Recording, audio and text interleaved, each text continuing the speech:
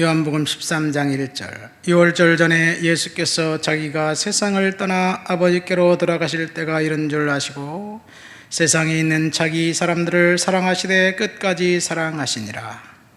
마귀가 벌써 시몬의 아들 가롯 유다의 마음에 예수를 팔려는 생각을 넣었는데 저녁 먹는 중 예수는 아버지께서 모든 것을 자기 손에 맡기신 것과 또 자기가 하나님께로부터 오셨다가 하나님께로 돌아가실 것을 아시고 저녁 잡수시던 자리에서 일어나 겉옷을 벗고 수건을 가져다가 허리에 두르고 이에 대야에 물을 떠서 제자들의 발을 씻기시고 그 두르신 수건으로 닦기를 시작하여 시몬 베드로에게 이르시되 베드로가 이르되 주여 주께서 내 발을 씻으시나이까? 예수께서 대답하여 이르시되 내가 하는 것을 내가 지금은 알지 못하나 이후에는 알리라. 베드로가 이르되 내 발을 절대로 씻지 못하시리이다. 예수께서 대답하시되 내가 너를 씻어주지 아니하면 내가 나와 상관이 없느니라. 시몬 베드로가 이르되 주여 내 발뿐 아니라 손과 머리도 씻어 주옵소서. 예수께서 이르시되 이미 목욕한 자는 발밖에 씻을 필요가 없느니라. 온 몸이 깨끗하니라. 너희가 깨끗하나 다는 아니니라 하시니 이는 자기를 팔 자가 누구인지 아심이라. 그러므로 다는 깨끗하지 아니하시다 하시더라.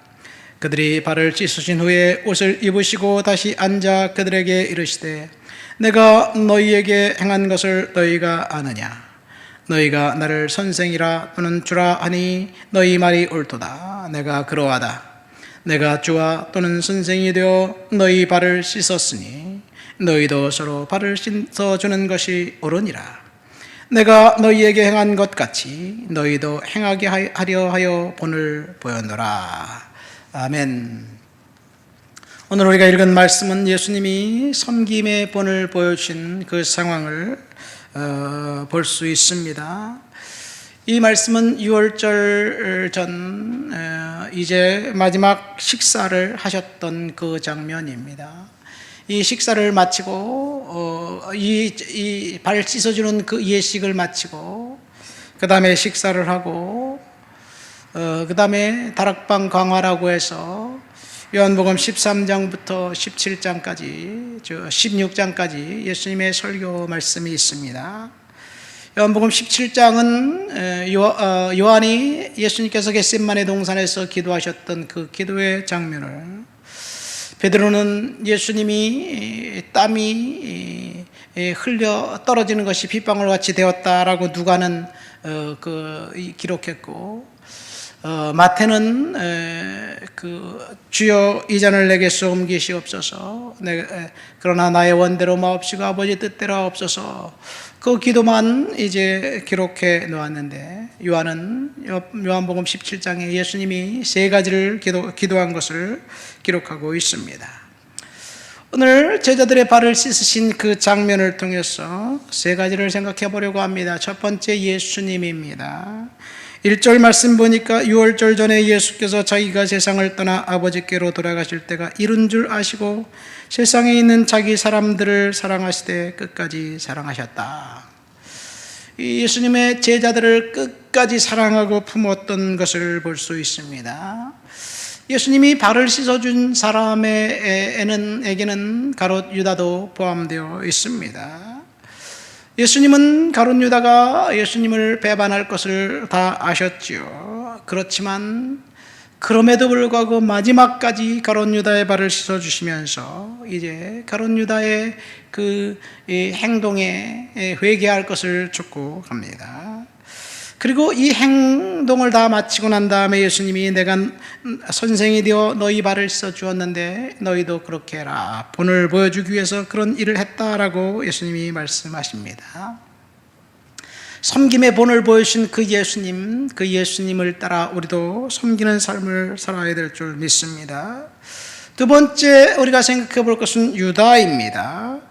2절 말씀에 보니까 마귀가 벌써 시몬의 아들 가롯 유다의 마음에 예수를 팔려는 생각을 넣었다. 마귀가 유다의 마음에 예수를 팔려는 생각을 넣었습니다. 유다의 마음이 마귀에 의해서 지배당하고 있는 것을 볼 수 있습니다. 유다의 생각은 뭐냐? 예수를 배반하고 그리고 예수를 통해서 그 경제적인 이득을 취하려는 그런 생각, 그것이 유다의 마음속에 아주 굳건하게 자리를 잡고 있었습니다. 유다는 예수를 따라다니면서 권세와 이익과 사치와 화려함과 성공을 추구하는 사람이었습니다. 그냥 예수를 따라다니면 그런 일이 나에게 일어나겠지라고 생각하면서 따라다닌 것뿐만 아니라 적극적으로 수단과 방법을 가리지 않고 그것을 얻으려고 열심히 노력을 했습니다.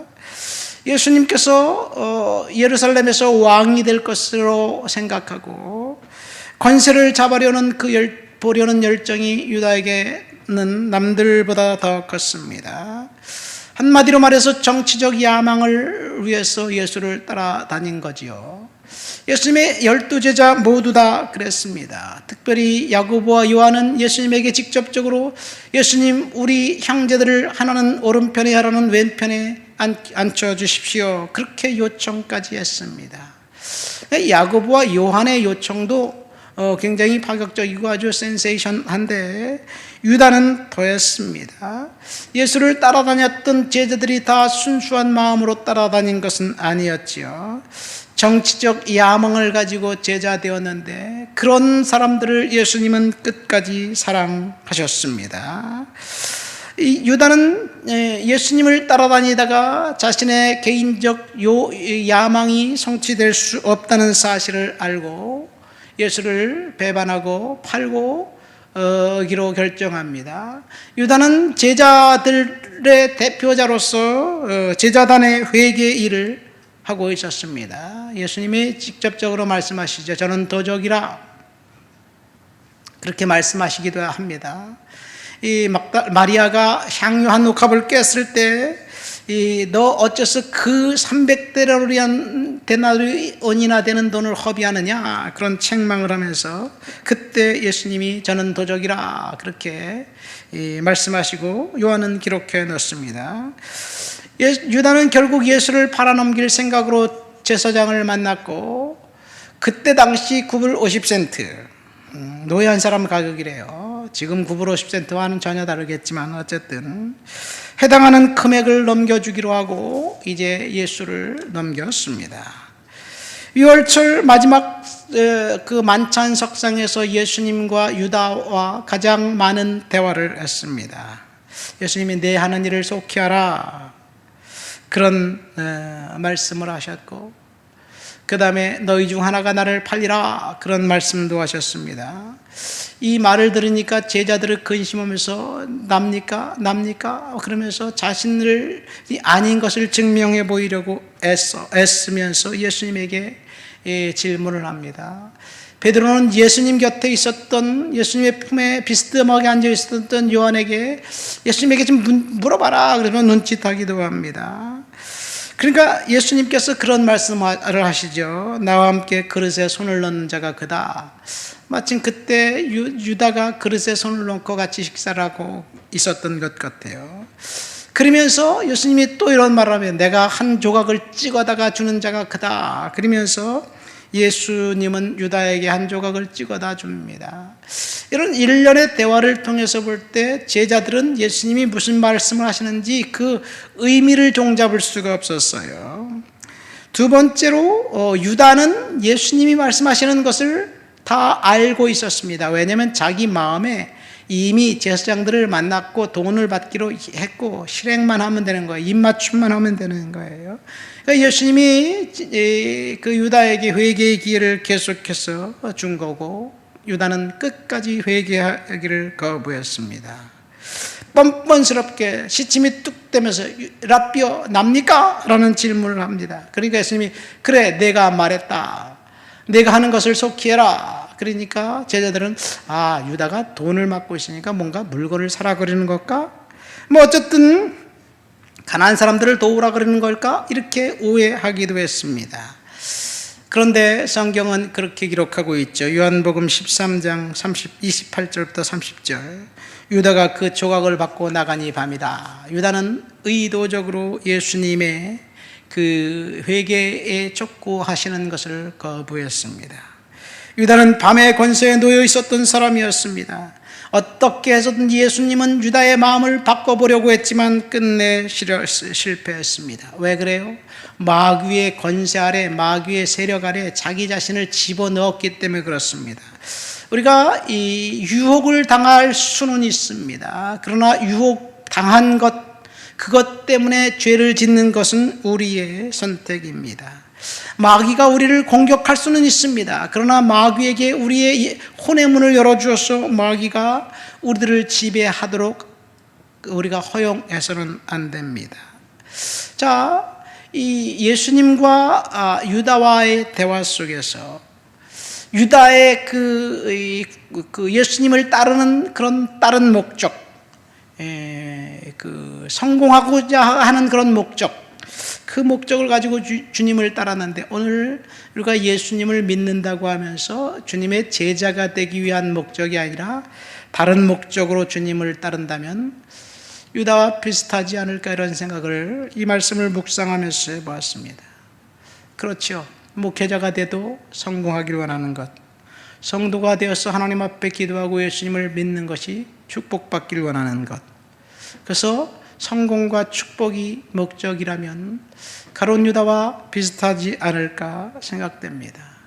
주님은 제자가 되라고 십자가를 지고 따르라고 하는데, 우리는 십자가를 지는 것이 아니라 우리의 개인적인 야망을 위한다면 주님이 원하는 것이 아니지 않을까 생각됩니다. 예수님은 내가 너희에게 행한 것 같이 너희도 행하여 본을 보였노라 라고 말씀하십니다. 자, 예수님께서 발을 씻어주셨죠. 그런데 문제는 베드로에게 왔습니다. 사실 유다인의 집의 문 앞에는 돌 항아리 6개가 있어요. 그 안에 물이 들어 있습니다. 그 돌 항아리에 물이 들어있는 그 물은 떠서 연회장에게 갖다 주고 물을 포도주로 만들기 위한 용도가 아니에요.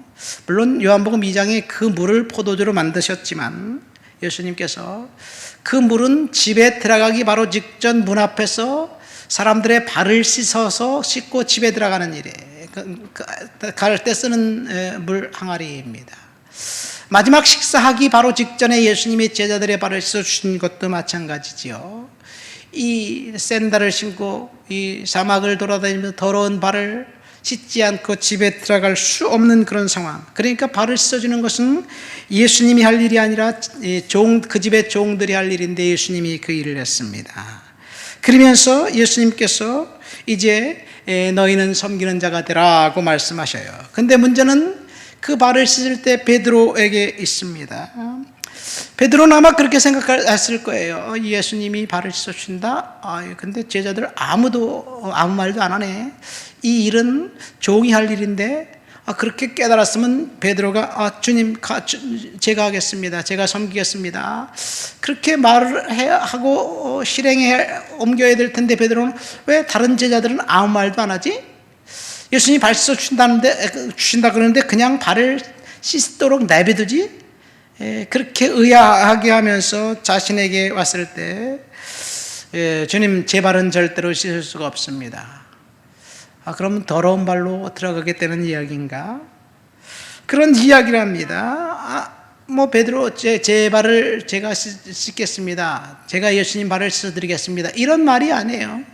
내 발은 절대로 씻을 수 없습니다. 그러니까 예수님이 내가 네 발을 씻어주지 않으면 너는 나와 상관이 없다. 그렇게 말씀을 하시죠. 그러니까 베드로가 그럼 내 머리, 발뿐만 손발 머리까지 다 씻어주십시오. 온몸을 씻어주십시오. 그러니까 예수님이 이미 목욕한 자에게는 발밖에 씻을 필요가 없다. 그런 이야기를 합니다. 여기서 우리는 무엇을 알 수 있을까요? 베드로의 반응을 통해서 우리는 3가지를 알 수 있습니다. 첫 번째, 예수님이 베드로에게 이렇게 말씀하시죠.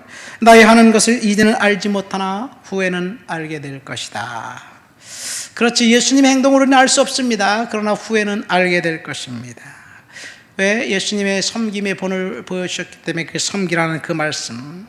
두 번째, 내가 너를 씻지 않으면 너는 나와 상관이 없다. 이 말씀은 예수님이 하신 행위는, 제자들의 발을 씻어준 행위는 굴욕적인 행위가 아닙니다.